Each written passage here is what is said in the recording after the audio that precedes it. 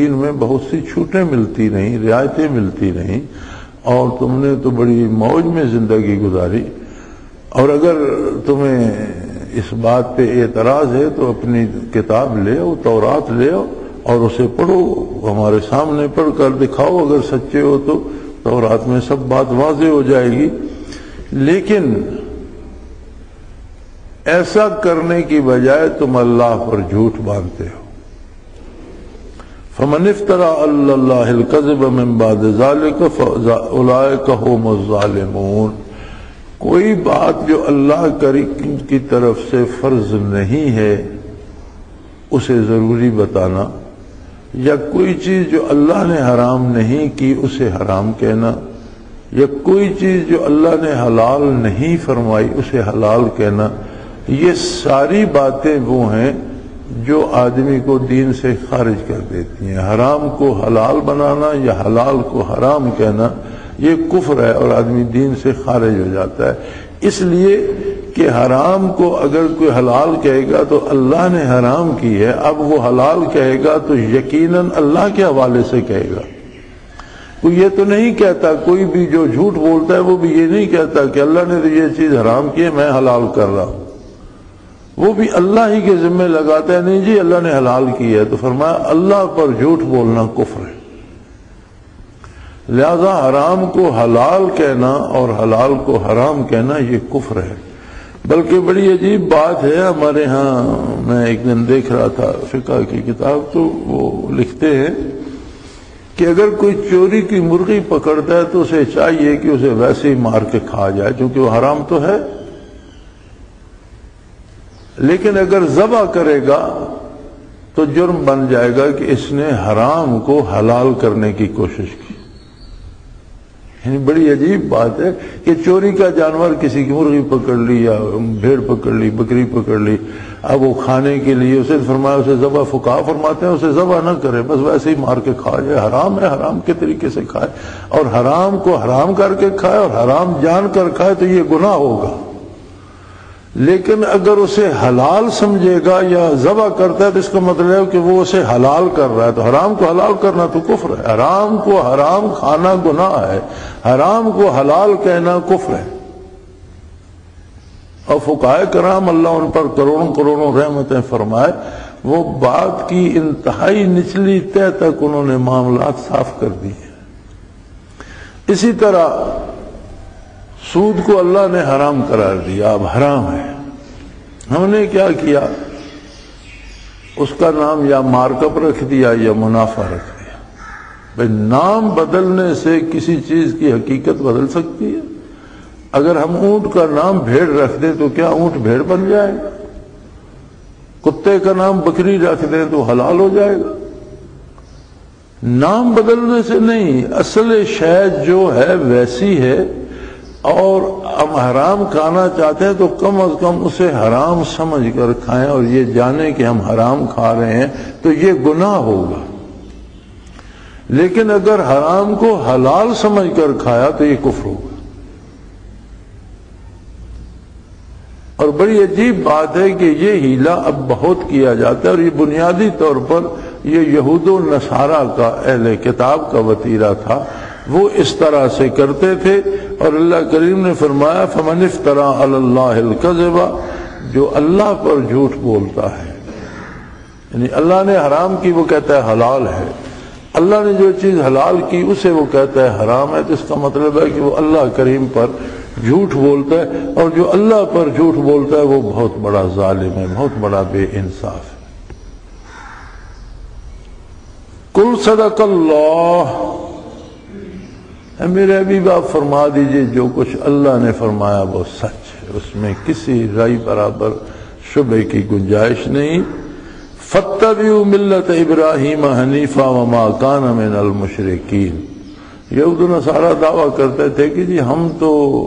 ابراہیم علیہ السلام کے پیروکار ہیں اور ہم ملت ابراہیمی ہیں، ہم ان کی قوم ہیں اور ہم ان کے پیروکار ہیں۔ تو فرمایا بنیادی ایک ہی بات کو دیکھ لو کہ ابراہیم علیہ السلام تو بڑے کھرے اور سیدھے مواحد، توحید پرست، اللہ کے مواحد اور کھرے مسلمان تھے، اور شرک کا شائبہ تک بھی ان کی راہ گزر میں نہیں تھا، کسی قسم کا تعلق ان کا شرک سے نہیں تھا، اور تم بنیادی طور پر ہی مشرک نے اللہ کے لیے بیٹے تجویز کیے، بیویاں تجویز کی، اور تم نے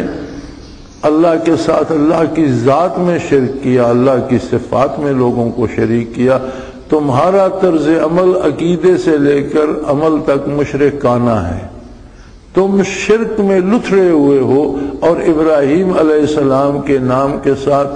شرک کا شائبہ تک بھی نہیں۔ تم کیسے ابراہیم علیہ السلام کی ملت ہو سکتے ہو؟ ان اول بیت وضع للناس للذی ببکۃ مبارکا وہدی للعالمین فیہ آیات بینات مقام ابراہیم ومن دخلہ کان آمنا وللہ علی الناس حج البیت من استطاع الیہ سبیلا ومن کفر فإن اللہ غنی عن العالمین۔ فرمایا ابراہیم علیہ السلام تو وہ عظیم اللہ کا خلیل تھا جس سے اللہ نے دوبارہ تعمیر بیت کی سعادت بخشی، اور بیت اللہ کوئی عام مقام نہیں ہے، بیت اللہ وہ مقام ہے، ان اول بیت، روئے زمین پر سب سے پہلا جو گھر بنا وہ بیت اللہ شریف ہے۔ حضرت آدم علیہ نبینا علیہ الصلوۃ والسلام نے جو مکان دنیا میں سب سے پہلا تعبیر فرمایا وہ بیت اللہ شریف ہے، اور مفسرین کرام لکھتے ہیں کہ جس جگہ پر بیت اللہ شریف ہے یہ وہ نقطہ تھا کہ سارا پانی ہی پانی تھا ہر طرف، اور اس پر یہ ایک نقطہ پانی کی جھاگ میں اللہ کریم نے رکھا تھا، اور یہ مرکز ہے دنیا کا، اور اس سے پھر ساری زمین پھیلائی گئی اور اس میں پہاڑ اور وادیاں بنائی گئی، میدان بنائے گئے، چشمے جاری کیے گئے، دریا بنائے گئے، اور ساری چیزیں وجود پذیر ہوئیں، لیکن بنیادی طور پر یہ ایک نقطہ تھا پانی کے اوپر جہاں بیت اللہ شریف ہے۔ اور آدم علیہ السلام جب تشریف لائے اور ان کی ملاقات اما ہوا سے ہوئی مقام عرفات پر،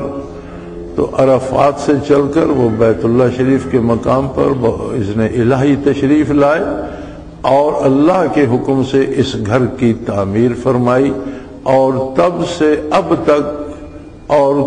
جب تک دنیا قائم ہے یہ ایک پہلا گھر ہے جو تعمیر کیا گیا، اور یہ ایک واحد گھر ہے جو صرف اللہ کا ہے اور جہاں صرف اللہ کو پکارا جاتا ہے، اور اس کی اپنی برکات ہیں، تجلیات ذاتی کا محبت ہے۔ بلکہ جہاں بیت اللہ شریف ہے یہ مقام صرف زمین نہیں، اس کے انوارات و تجلیات عالم امر سے آتے ہیں، اور عرشوں سے گزرتے ہوئے، آسمانوں سے گزرتے ہوئے،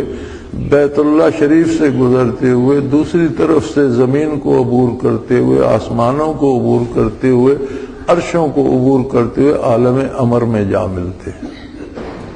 اور وہ اتنے قوی اور مضبوط ہیں کہ کوئی چیز بیت اللہ شریف کے اوپر سے گزرنے کی جرت نہیں کرتی۔ پرندے ہوا میں ہوں تو بیت اللہ شریف کے اوپر سے گزرنے کی جرت نہیں کرتے۔ بلکہ میری ایک دفعہ امریکہ میں ایک پائلٹ سے ملاقات ہوئی جو بنیادی طور پر مصر کا رہنے والا تھا، اور امریکہ میں وہ پرائیویٹ جہاز اڑاتا تھا۔ تو اس نے مجھے بتایا کہ میں فائٹر پائلٹ تھا، اور جو مصر کی بڑی جنگ ہوئی تھی جس میں اسرائیل سے انہوں نے نہر کا کنارہ خالی کرا لیا تھا اور بہت دور تک دھکیل کر اسرائیل کو لے گئے تھے، وہ کہہ رہا تھا کہ اس جنگ میں ایز اے فائٹر پائلٹ اس میں نے حصہ لیا تھا۔ تو وہ کہتا تھا کہ ہم جب پریکٹس کرتے تھے، جہاز اڑاتے تھے، تو ہمیں بڑی سختی سے یہ بتایا جاتا تھا کہ کہیں بھول کر بھی بیت اللہ شریف کے عین اوپر جہاز کو آنے نہیں دینا۔ تو میں نے کہا مصر تو مسلمان ملک ہے، تو وہ بیت اللہ کی عزت کرتے ہوں گے. اس نے کہا جی نہیں، عزت کرنا یا اس کا ادب کرنا وہ ایک الگ بات ہے، لیکن وہاں سے کافروں کے جہاز بھی نہیں گزرتے. وجہ کہنے لگا اگر عین بیت اللہ کے اوپر آ جائے تو سارے ڈیجٹ ڈسٹرب ہو جاتے اور پھر وہ واپس درست نہیں ہوتے. اب جہاز اور بالخصوص جو لڑاکا جہاز ہے ان کی رفتار اتنی ہوتی ہے کہ آدمی کوئی دائیں بائیں اوپر نیچے دیکھ کے کوئی تعین نہیں کر سکتا. اس کے وہ ڈیجٹ اور سوئیاں ہی ہوتی ہیں جو اس کو بتاتی ہیں کہ تم کتنی بلندی پر ہو یا زمین کس مقام پر ہو، یا تم سے کس طرف ایئرپورٹ ہے، یا تمہیں جانا کہاں ہے، تمہاری منزل کہاں ہے. تو اگر وہ ڈیجٹ ہی ڈسٹرب ہو جائے تو جہاز بغیر تباہی کے اس کا اور کوئی انجام نہیں ہوتا. تو کہہ رہا تھا کہ اگر کہیں کسی بھی بلندی پر جہاز عین بیت اللہ کے اوپر آ جائے تو اس کے سارے ڈیجٹ جو ہے وہ تباہ ہو جاتے ہیں. اتنی حدت ہوتی ہے اور اتنی شدت ہوتی ہے تجلیات باری میں، جو مسلم تو مسلم مشینیں بھی، جاندار تو جاندار مشینیں بھی محسوس کرتی ہیں. تو فرمایا یہ پہلا گھر تھا، یہ مرکز ہے جہاں سے زمین بھی پھیلائی گئی. بے بکت مبارکن، برکت والا مکہ مکرمہ میں، وہدل للعالمین، جو سارے جہانوں کے لیے مرکز ہدایت رہا ہے اور رہے گا. فی آیات بینات، اس میں بہت کھلی کھلی نشانیاں ہیں. مقام ابراہیم، اور مقام ابراہیم علیہ السلام وہاں موجود ہے. مقام ابراہیم ایک پتھر ہے سفید رنگ کا، بڑا خوبصورت، بڑا ہارڈ، بڑا سخت. کیونکہ یہ سفید رنگ کے پتھر جتنے ہوتے ہیں جیسے سنگ مرمر ہے تو یہ عام پتھروں کی نسبت کئی گنا زیادہ سخت ہوتے ہیں. تو ایک چوکور پتھر ہے جو وہاں اب بھی رکھا ہوا ہے، جس پر سیدنا ابراہیم علیہ السلام کھڑے ہو کر دیوار تعمیر فرماتے رہے. اسماعیل علیہ السلام پتھر پکڑاتے تھے، گارا پکڑاتے تھے. تو اس پر